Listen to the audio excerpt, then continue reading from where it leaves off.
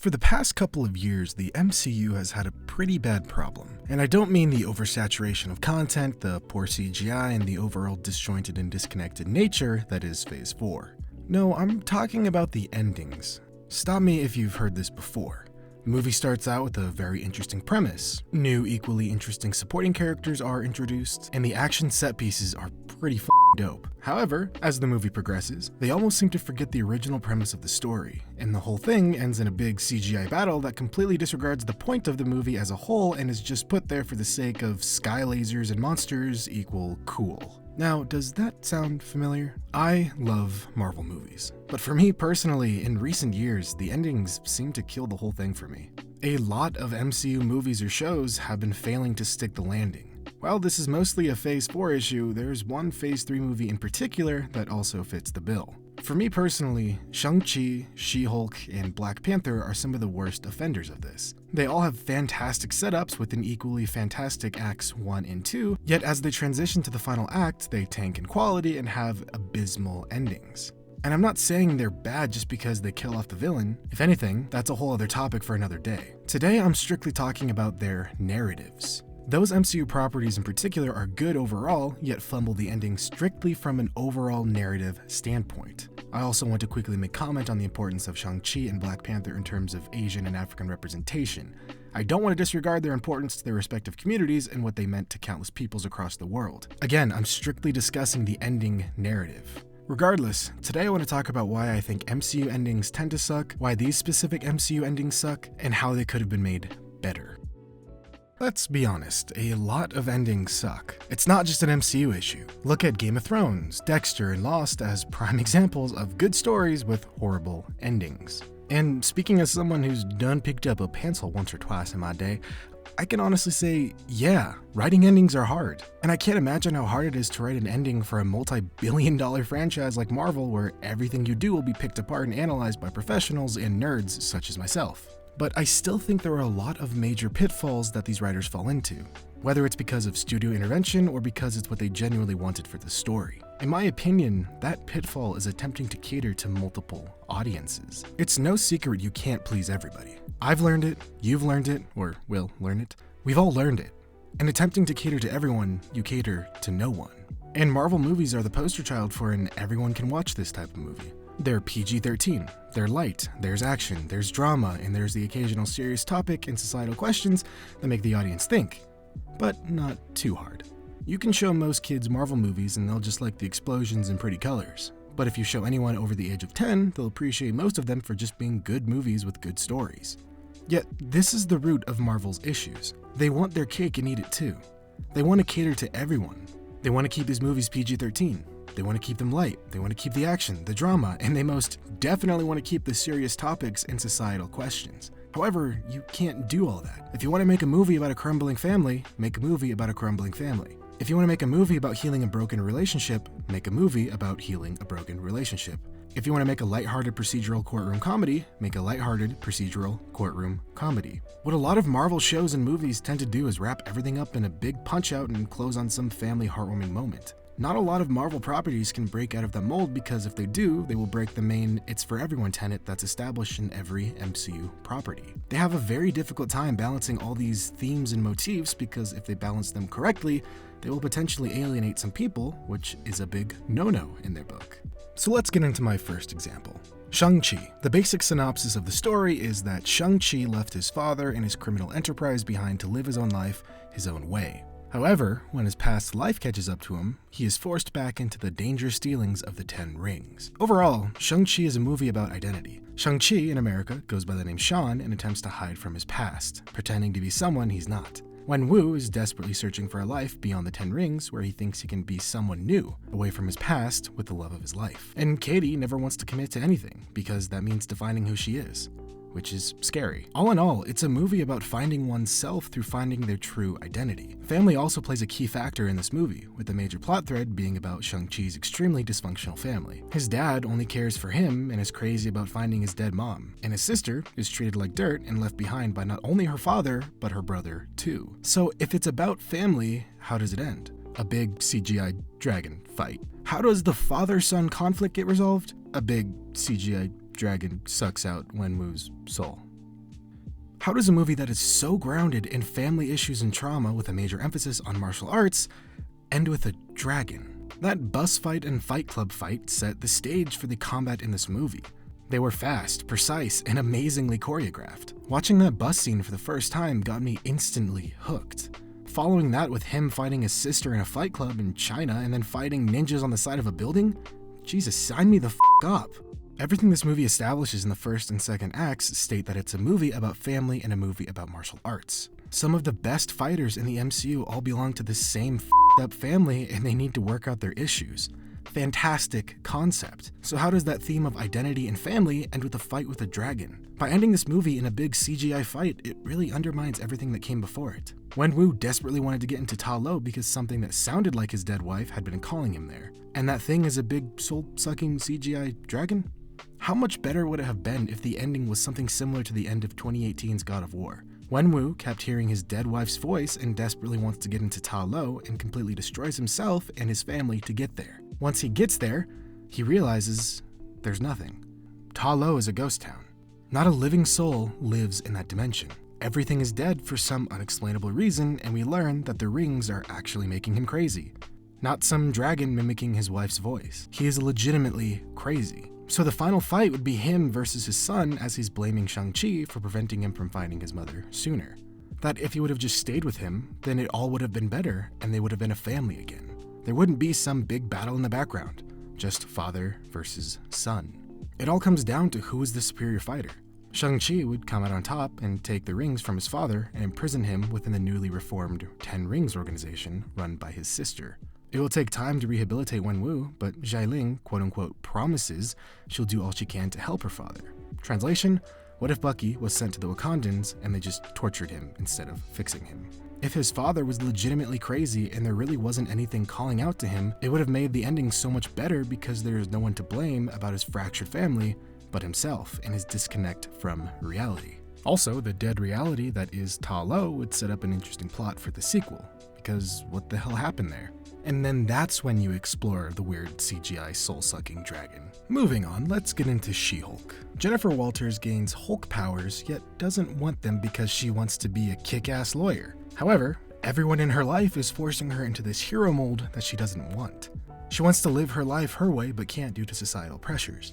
Like Shang-Chi, She-Hulk also deals with themes of identity. However, instead of familial identity, She-Hulk deals with not only how one self-identifies, but how the world perceives and treats one's identity. Jen doesn't want to be anything other than a lawyer.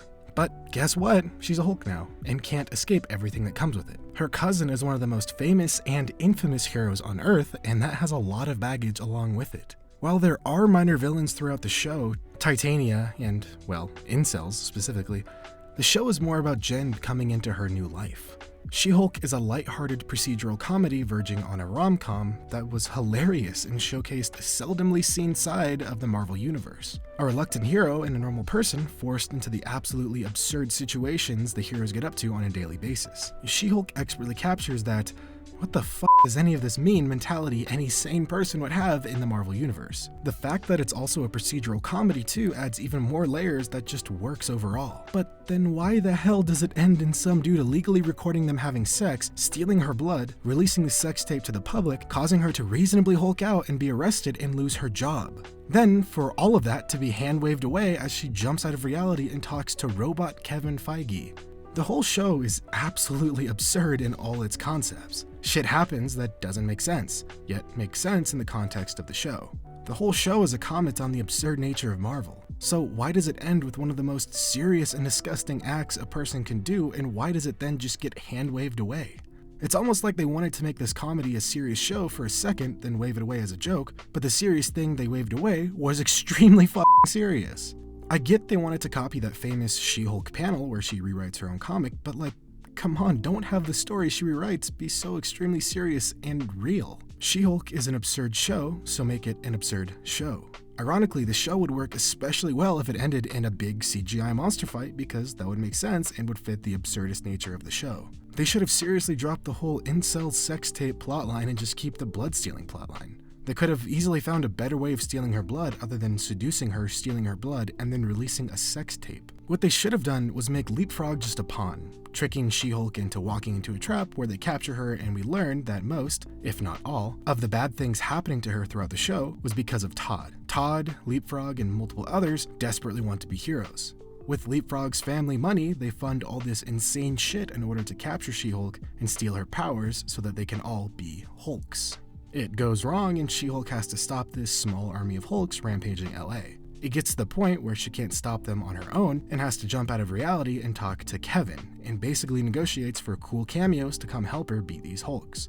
That's when you drop in people we've seen throughout the show, Wong, Abomination, and Daredevil, and together they beat the Hulks while Jen comments on the fact that she created her own Deus Ex Machina. After talking to Kevin, it's not just over. She still has to actually beat the guys and actually become a hero. It's not just, it's over, I win, the end. This new ending keeps the famous panel and doesn't disregard any of the prior plot threads set up throughout the show and keeps the absurdist nature of everything. Because what makes more sense in the context of the show? An army of incel Hulks rampaging through LA, or someone making a sex tape of She-Hulk stealing her blood and getting her arrested when she freaks out? Tossing in a drastic tonal shift in the penultimate episode, only to wave it away in the next, really ruins a lot of the show because all the stuff that was set up is now pointless. If the show is absurd, keep it absurd. If the show is serious, keep it serious. And now finally, let's get into the big cheese. Black Panther. Following his father's death, T'Challa is crowned King of Wakanda. However, his father's dark deeds catches up with T'Challa as his cousin arrives in Wakanda to challenge the throne and abandon the country's isolationist policies and start a global revolution. This film is, guess what, about identity in the context of race and what it means to be black in both the US and Africa. This theme of identity carries throughout the major plot threads of the story. T'Challa learns about his father's true identity. He learns about the identity of his broken cousin, what it truly means to be Wakanda's protector, and what it means to be a real king.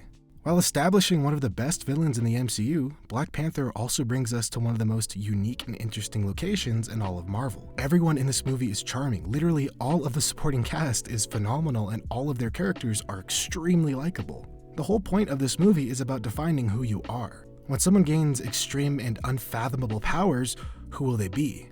Killmonger was wronged by T'Challa's father and his whole life was ruined because of it. Throw in living in a broken system as an underprivileged black kid in Oakland, where literally everything is set up to be against you, it's no wonder he became the way he did. T'Challa lives a cushy life as the Prince of Wakanda, and I imagine only really started having troubles after his father died. Then you have Killmonger, where his whole life had been trouble. T'Challa was noble and cocky, so when Killmonger came to Wakanda and gave T'Challa his first ever total ass beating, you'd think they'd focus on that. But no. T'Challa gets thrown off the waterfall and is saved by M'Baku, where he is then given the heart-shaped herb in the Black Panther suit in order to beat Killmonger, because he couldn't do it without it. The whole theme of Black Panther is identity. T'Challa is cocky and riding that new Black Panther high. He gets his world rocked because he was cocky and relied on being Black Panther to win. So he wins by being Black Panther. While yes, T'Challa does personally learn from his father's mistakes and actually opens up the borders of Wakanda to help the world, that's all well and good. But the last act of the movie to get there is incredibly weak. Throughout the movie, T'Challa as a protagonist is extremely passive. Basically, everyone tells him where to go and what to do, and he really feels like a passenger for his own movie. All his advisors tell him where to go and what to do, which makes sense if he was going to act like his father, who I assume was just a passenger as well, never forging his own path. But T'Challa wants to be better. So after the Killmonger revelation and his subsequent defeat at the hands of his cousin, T'Challa shouldn't have needed the heart-shaped herb to beat him. T'Challa should have realized that he needs to be better not only for himself, but for Wakanda. So after he's saved by M'Baku, the movie should have focused on T'Challa's training to be better. He trains with M'Baku, someone he previously disregarded, and learns how to be a better leader. M'Baku acts in a similar manner as he does in Wakanda Forever and acts as a real advisor to T'Challa, not telling him exactly what to do, but by telling him who he can be. Eventually, Shuri, Ramonda, and all the other loyalists arrive with the last heart-shaped herb to give to T'Challa, but he turns it down. He dons the Black Panther suit and leads the charge against Killmonger. The ending plays out the same with Killmonger and his forces versus T'Challa in the Dora Milaje. However, this time, T'Challa is better. He doesn't overestimate his opponent's abilities, and he doesn't need the herb to be better. Sounds familiar, doesn't it? Everything special about you came out of a bottle. T'Challa, a man with no powers, beats Killmonger simply by being better than him. No enhancements necessary. The way the original movie ends basically states that the only way T'Challa can beat Killmonger is by having some superhuman advantage. So, having T'Challa not need the herb to beat Killmonger works so much better on so many more levels and really ties a nice bow on everything the film sets up. That would work thematically with the heavy discussion of identity throughout the film, but would also mirror quite nicely with Killmonger's first appearance in the comics, where he himself beats T'Challa without the need of the herb. T'Challa doesn't need a suit, doesn't need the herb, and doesn't need to be guided. He's his own man, and his father's past doesn't define the king he will be, because T'Challa is the better man. All in all, Marvel really needs to stick to the themes they established. If they're serious, be serious. If they're absurd, be absurd. If they're about identity, be about identity. While the show and films I mentioned today are all good in their own rights, they easily could have been all the better if they simply embraced what they are and not what they aren't. Because, ironically, those films about identity issues have the biggest issues with their identity.